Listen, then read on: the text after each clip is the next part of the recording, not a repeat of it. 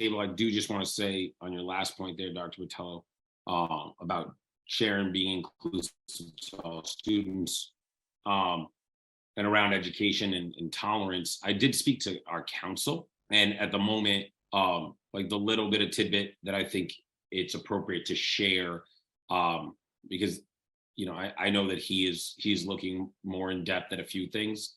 But one thing that he did okay me sharing with the community, I think it's important for the community to know this, on all sides of this issue, is that there was a First Circuit case, Parker v. Hurley, in 2008. So I think that there's like, I don't want to call it a vagueness. To be honest with you, actually, I think the state of Massachusetts has been very clear on these issues, but I think that there has been some passage of time, and sometimes there, when something new comes up, there's a question of how it should be interpreted. So in 2008, an update of a 25, 30-year-old statute was reviewed and looked at as it applied to, how what folks are referencing a lot of times when they're speaking in their comments, Massachusetts General Law, Chapter 7132A. So there's a question sometimes of how that gets applied.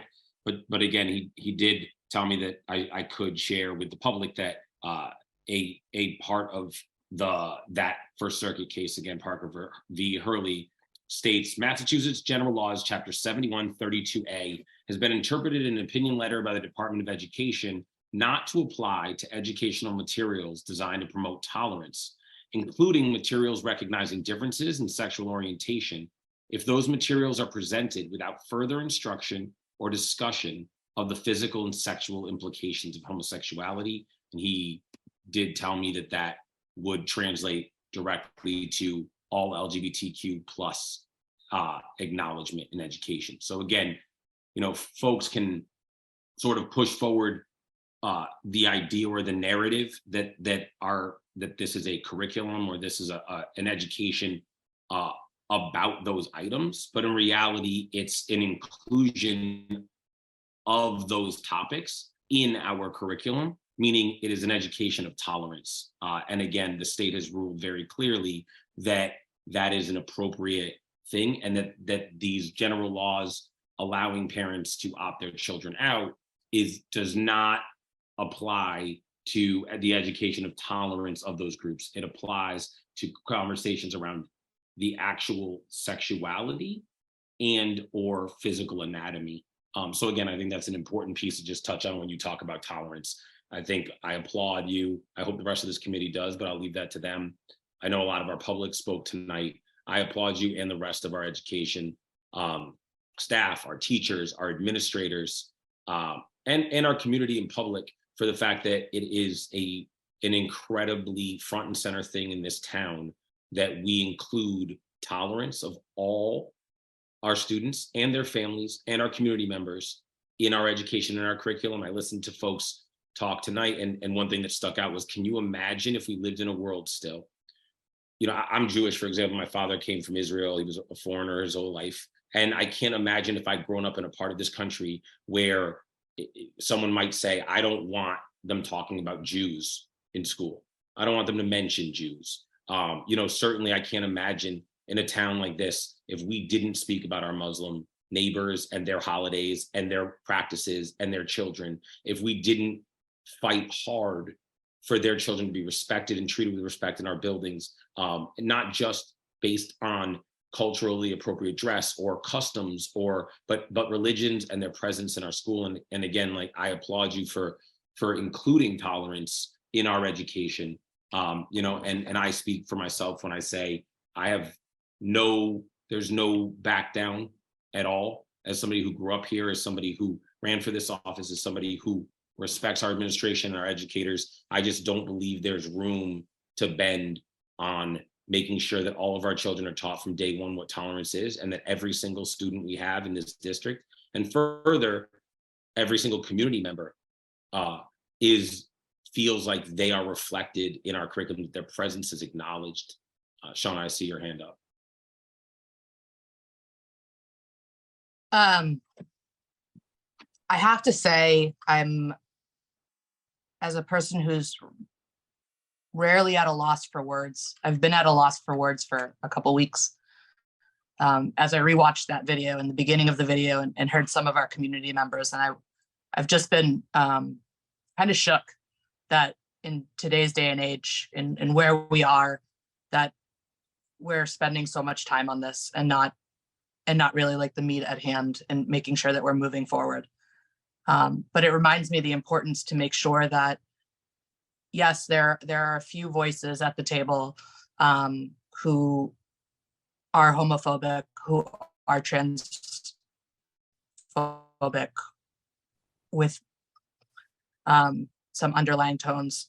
But I want to make sure that the community knows that we stand behind all of our kids, and that when, I'll speak for myself, when I ran for office and I ran to sit in the seat, I didn't run under any platform but those for our kids, and to make sure that our kids are represented and that our kids in our community feel safe coming to work, feels represented, and knows that we are supportive of them for who they are becoming, and who they will be, that we will always stand behind them.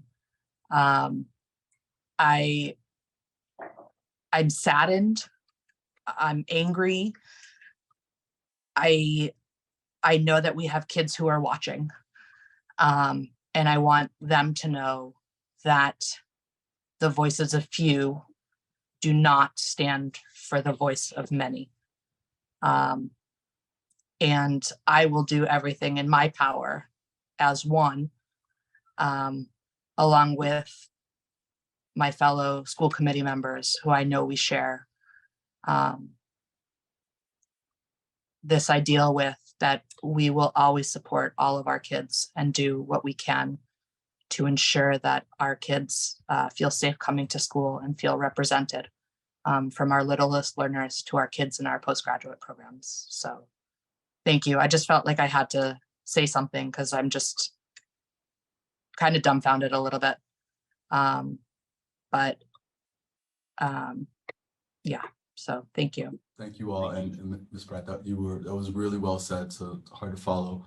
Use the word family a lot, and I think when I think about Sharon in our community, that's actually how I like to think of us. And you're right, you don't just tolerate people in your family, right? So I really appreciate the sentiment. I will be brief, but I will say that there was a comment made earlier about it being a slippery slope, and that really resonated with me. And so I tend to speak when I think it's important. Otherwise, let my vote and the comment and the dialogue sort of speak for itself. I think this is a moment where it is important. And so thank you, Avi, for the comments you made, as well as you, Shauna.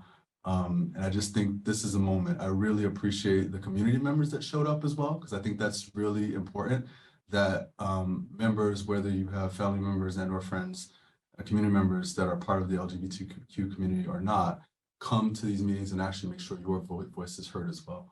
But I really appreciate the tone of where this dialogue is going. The last point I will state is that, for what it's worth, having been on the committee for 2 years now, anytime there's been where we have responsibility to write policy changes and conversation and tonality, I think this committee has done a really good job of doing the right thing. So for what it's worth, where the votes matter, where legislation matters, I've been appreciative of this committee, and I expect and suspect that we will continue to do what's right for this district. Thank you.